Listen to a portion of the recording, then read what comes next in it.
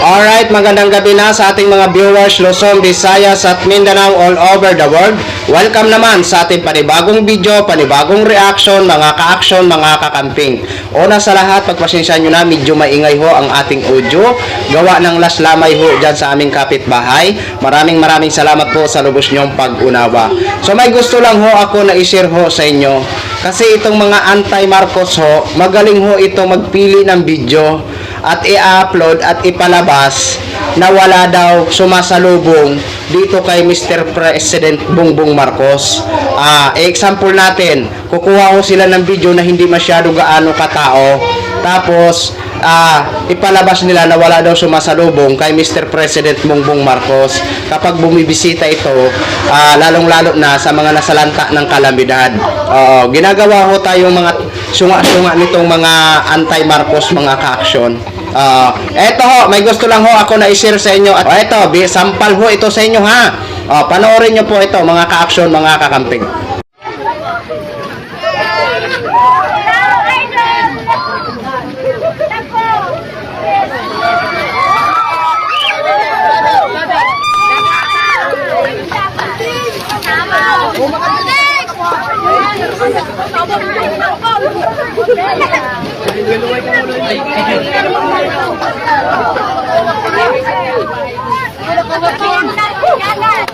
Sir, patilukas camera, sir. Papapicture kami kaya. Siya lang. Sino may ginagawa? Siya lang ang ano kami.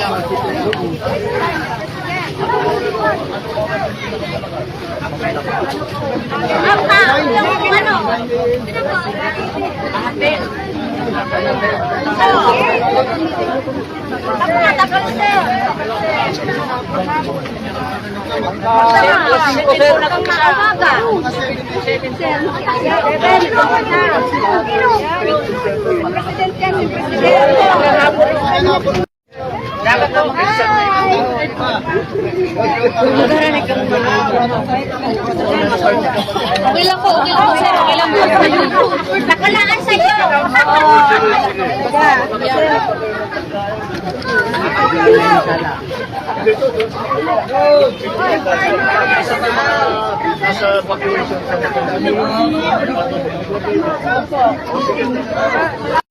Dito na lang po. Dito na lang po, tingin na. Okay, 1, 2, 3. 1, 2, 3. 1, 2, 3. Thank you. Ano na mga anti-Marcos, nagulat ho kayo, no? Magaling ho kasi kayo magmanipula ng video na kung saan kinukuha nyong part ng video na paparating pa lang si Mr. President Bongbong Marcos, tapos ipapamukha nyo sa mga viewers nyo na walang sumasalubong kay Mr. President Bongbong Marcos. O kitang-kita nyo po kung gaano kamahal ng mga taga-Karamuan, Catanduanes si Mr. President Bongbong Marcos, kasi isa po sa mga nasalanta ng bagyo ang Karamuan, Catanduanes, mga ka-action. Itong last na bagyo lang, mga ka-action, mga kakamping.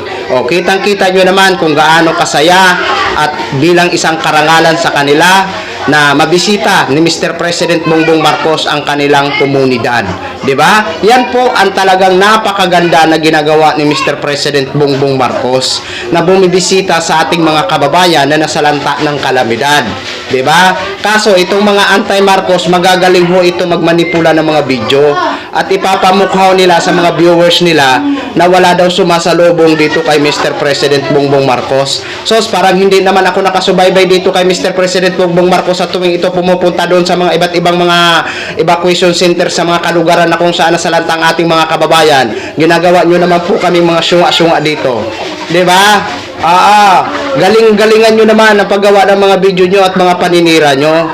Kahit anong mga paninira nyo kay Mr. President Bongbong Marcos, no? Tulad ng ginagawa ko kay Mayor Leni Robredo na ipagtatanggol ko din po dahil yan naman talaga ang katotohanan, 'di ba? Ilalabas natin kung ano talaga ang katotohanan. Kumbaga hindi ho natin hahayaan na talagang mamayagpag ang mga kasinungalingan sa social media. Kahit ako ho ay kakamping, talagang naiinis ako kapag may nakikita ko na manipulated ang video na para bang ginagawang kasinungalingan lamang. 'Di ba? Nakakainis kaya panoorin 'yan. 'Di ba? Yan naman talaga ang pakay natin. Itama natin ang mali. Di ba? Kitang-kita naman natin sa tuwing pumupunta ito si Mr. President Bongbong Marcos sa mga evacuation center, talagang natutuwa ho ang ating mga kababayan. Dahil nakita nila ang ama ng bansa natin. Di ba? Oh, galing-galingan nyo naman mga anti-Marcos ha.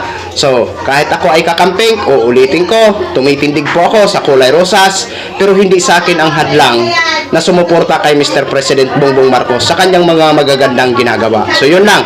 Maraming salamat po sa ating mga viewers Luzon, Visayas at Mindanao all over the world. Ako po ang inyong lingkod, si The Action Man. Good evening, everyone.